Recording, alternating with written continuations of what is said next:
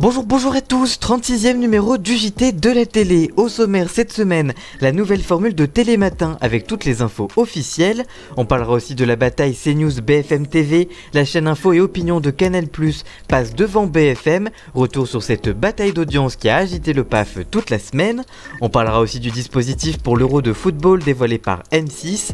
Enfin, on terminera avec l'anniversaire de la Star Academy. Découvrez quand TF1 fêtera les 20 ans de la télé-réalité culte. Sans oublier comme chaque semaine le bref de l'actu. Cette semaine, la date de diffusion de la finale de Koh-Lanta, la date de diffusion de Rendez-vous en terre inconnue avec Vianney, mais aussi une nouvelle émission sur Énergie 12 et les audiences de Demain nous appartient sont-elles en baisse? On vous dira tout.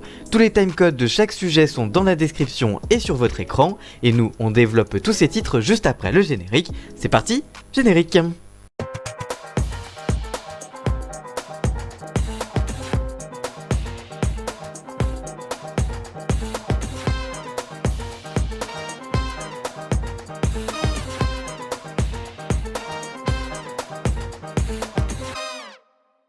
Comme chaque semaine, on commence avec le bref de l'actu. On commence avec France 2 qui diffusera le prochain numéro inédit de Rendez-vous en terre inconnue avec Vianney. Ce 26e numéro a été tourné au nord-est de l'Éthiopie, plus précisément dans la dépression de Kanakil. Vianney fera là la connaissance du peuple Afar, des nomades, éleveurs et bâtisseurs qui ont trouvé le moyen de survivre dans une terre inhospitalière où le thermomètre dépasse souvent les 50 degrés. De retour en France, il avait ironisé sur la situation actuelle avec un message sur les réseaux sociaux. Il avait indiqué, je cite, « Ok, j'étais absent de ce monde et sans réseau pendant 2 semaines, je reviens et il faut communiquer sur Signal, se cloîtrer chez soi à 18h et gérer la rébellion américaine. On aura des rations de combat semaine prochaine où ça se passe comment ?» En tout cas, l'émission, elle, sera diffusée le mardi 25 mai prochain à partir de 21h05. Selon le blogueur Vakwekos, Énergie 12 va prochainement lancer un tout nouveau concept de télé-réalité. Il s'agira d'une émission de romance dating avec un casting de candidats totalement anonymes. Le tournage de cette nouvelle émission devrait avoir lieu au mois de juin prochain au Mexique, mais pour le moment on n'a pas beaucoup plus d'indications sur ce tout nouveau format qui devrait donc arriver prochainement, peut-être notamment à la rentrée. On parle maintenant de la série quotidienne de TF1 Demain nous appartient. Les audiences sont-elles en difficulté? Eh bien la réponse est non. Si la fiction est bel et bien derrière N'oubliez pas les paroles sur France 2, les audiences ne sont pas moins bonnes et enregistrent même un record pour le mois d'avril depuis son lancement sur TF1. En avril 2018, la série était à 3 millions de téléspectateurs. En 2019, elle était à 3,3 millions de téléspectateurs. En avril 2020, vous vous rappelez, il n'y avait pas de série à cause de la crise sanitaire. La chaîne avait décidé d'arrêter la diffusion du programme, faute d'épisodes notamment. Enfin, en avril 2021, l'audience est de 3,5 millions de téléspectateurs. Les audiences ne sont donc pas moins bonnes, c'est simplement que le nombre de personnes devant la télé a augmenté, notamment à cause de la crise sanitaire, et c'est évidemment plus France 2 qui en a profité que TF1, puisque N'oubliez pas les paroles est une émission de flux, c'est-à-dire qu'on peut prendre l'émission un jour sans avoir vu l'émission de la veille, qu'une série comme Demain nous appartient qui est installée depuis 3 ans, c'est évidemment plus dur de prendre en cours de route. En tout cas, la fiction de TF1 se porte toujours aussi bien en access. Et enfin, on termine toujours sur TF1, mais cette fois avec Koh-Lanta, qui dévoile la date de diffusion de la finale de Koh-Lanta les armes secrètes, une finale une nouvelle fois coupée en deux, qui démarrera avec l'épreuve de l'orientation. Les 5 aventuriers encore en lice devront garder le cap tant l'enjeu est grand, accéder aux 3 places pour les mythiques poteaux. La chaîne réitère ainsi l'expérience de la finale coupée en deux, comme lors des 2 présentes saisons du jeu d'aventure. Pour découvrir qui se qualifiera, il faudra être devant TF1 le 28 mai prochain sur TF1 avec Denis Brognard. Voilà donc pour le bref de l'actu, on passe maintenant au gros sujet de la semaine. On commence avec la toute nouvelle formule de Télématin qui s'est dévoilée dans un communiqué de presse de France Télévisions. France 2 a en effet acté la fin de Laurent Bignolas à la présentation depuis 2017 de la première matinale télé de France, j'ai nommé Télématin après le départ de William Lémergie. Depuis plusieurs semaines, nous savions qu'il y aurait 4 animateurs à la tête de Télématin à la rentrée. Nous savons aussi que l'émission serait désormais diffusée 7 jours sur 7 avec un premier tandem du lundi au jeudi et un autre du vendredi au dimanche. Enfin, nous savions que le plateau serait modifié pour être plus intimiste. Confirmé par Le Parisien puis par la chaîne dans le communiqué, Julia Vignali et Thomas Soto seront à la tête du programme du lundi au jeudi. Il restera par ailleurs le joker des 20h du week-end et co-présentateur avec Léa Salamé de Vous avez la parole, l'émission politique en prime time de la 2. Par ailleurs, la poursuite de l'animation du 18-20 de RTL chaque soir est elle remise en cause et Julien Cellier qui anime déjà RTL Petit Matin de 4h30 7h de la station pourrait le remplacer. De son côté, Julia Vignali, qui avait révélé ne pas avoir quitté M6 pour partir ailleurs, mais pour se concentrer uniquement sur des projets de production, bien ça ne lui aurait pas suffi puisque finalement elle sera à la tête de la matinale à partir de la rentrée. Damien Thévenot, figure historique du programme, déjà joker officiel de Laurent Pignolas, sera accompagné de Maya Loquet, co-animatrice de la quotidienne sur France 5 du vendredi au dimanche, pour animer la tranche du week-end. A noter que Caroline Roux restera aux commandes de l'interview politique de Télématin, Les 4 vérités, du lundi au vendredi.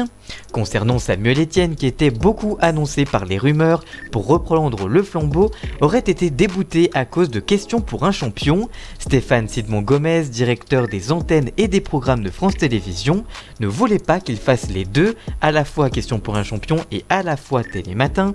Il lui aurait demandé de choisir, sauf que l'animateur a toujours dit qu'il ne voulait pas arrêter son jeu sur France 3. Enfin, pour rappel, lancé par William Lémergie en janvier 1985, Télématin est historiquement la première matinale de France, avec près de 790 000 fidèles en moyenne depuis le début de la saison, soit 23,4% du public. Cependant, elle est sérieusement talonnée par Première Édition, la matinale de BFM TV, et cette nouvelle équipe d'animateurs aura donc à cœur d'offrir un nouveau souffle à Télématin et de distancer de nouveau BFM TV. Toute la semaine, la bataille des chaînes d'information a fait rage en termes d'audience, notamment entre CNews et BFM TV.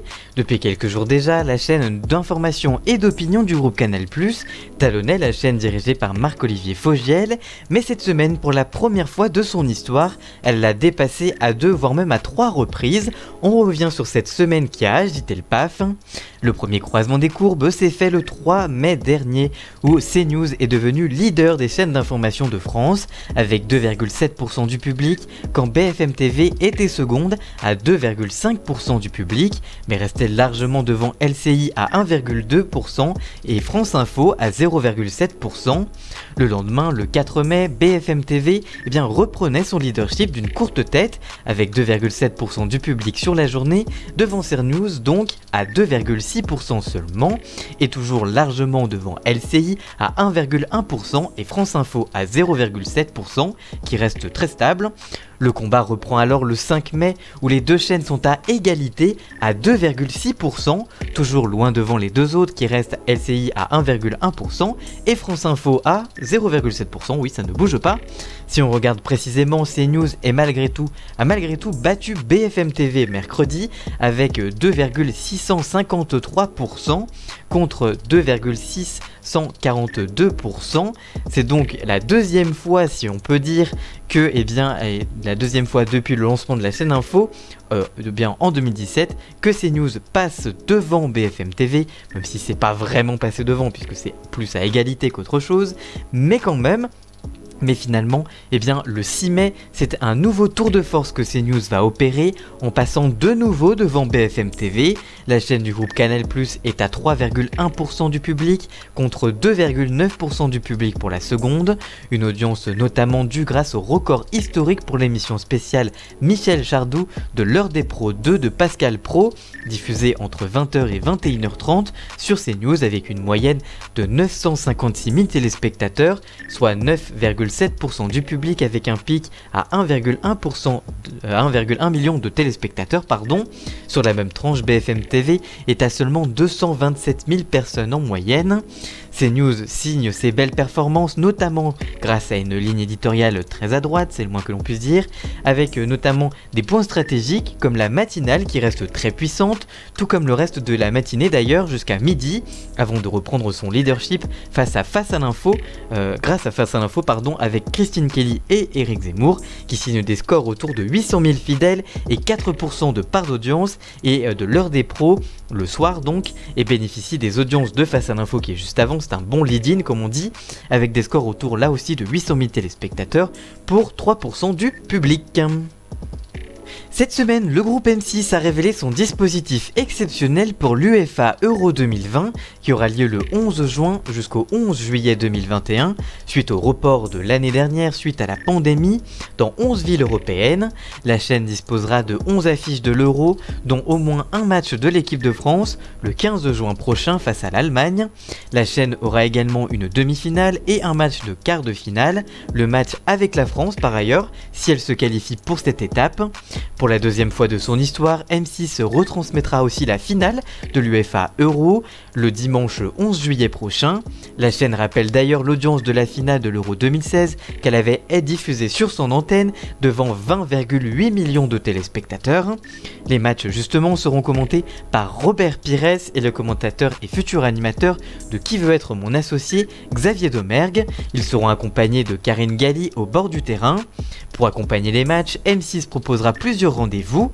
D'abord un dispositif qui commencera le mardi 18 mai prochain dans le 19h45 avec l'annonce de la liste des Bleus sélectionnés, suivi de l'interview de Didier Deschamps par Marie Portolano qui a quitté Canal+.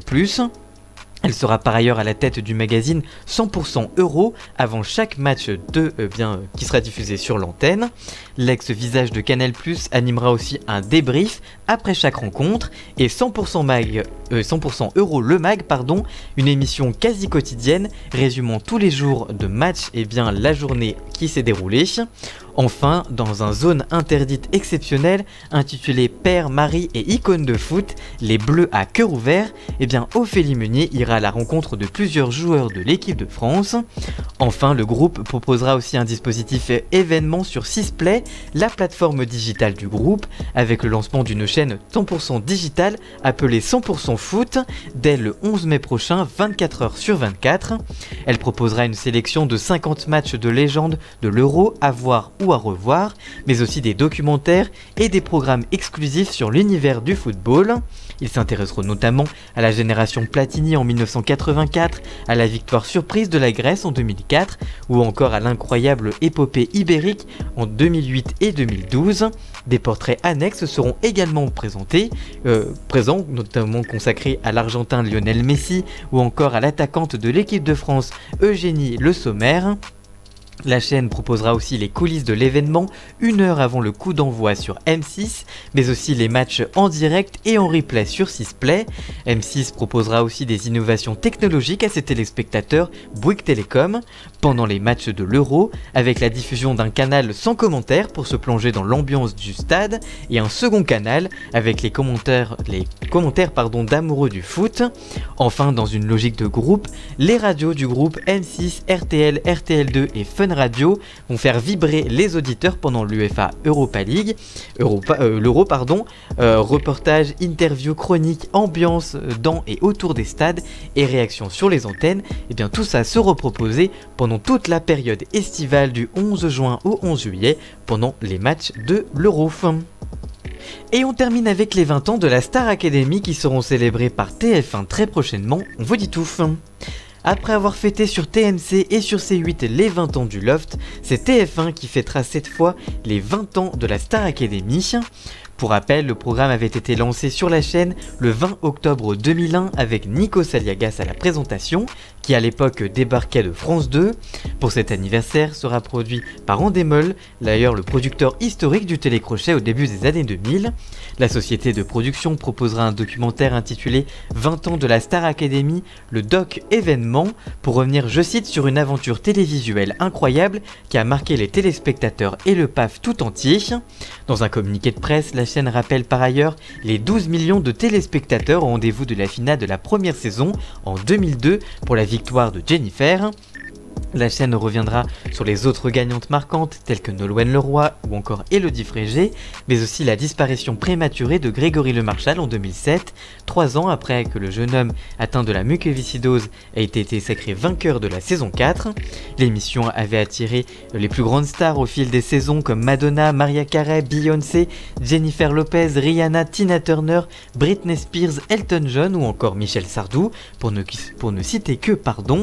Le documentaire reviendra ainsi sur tous ces moments cultes en compagnie de Nico Saliagas, Alexia Laroche-Joubert qui était la productrice mais aussi directrice dans l'émission, Kamel Wally, Nathalie André, Mathieu Gonnet, Amanda Taille, évidemment la cultissime Amanda Taille, Élodie Frégé, Jean-Pascal Lacoste, Mario Baravechia, Aurélie Canopé, Emma Bomas, Michal, Mathieu Jonan, Karima Charny, Magali Vaé, Jérémy Amalin ou encore Cyril Sinéluche. Le même soir, le documentaire de TF1 sera opposé à la finale de l'Eurovision, commentée par Laurence Boccolini et Stéphane Bern sur France 2, avec une Barbara Pravi qui devra représenter la France avec sa chanson Voilà depuis les Pays-Bas. Ainsi, le documentaire sera diffusé donc le samedi 22 mai prochain à partir de 21h sur TF1. Alors qui de l'Euro ou de la Starac permettra d'être leader? Réponse le 22 mai sur TF1 ou sur France 2 en fonction de votre choix. Voilà, j'espère que ce nouveau JT de la télé vous aura plu. Si c'est le cas, n'hésitez pas à le liker, le commenter, le partager. Merci encore à Jason alias Ian Scott pour la musique d'ambiance et le générique. Tous les liens sont dans la description évidemment. Et nous on se retrouve très vite pour une toute nouvelle vidéo. A très bientôt, ciao!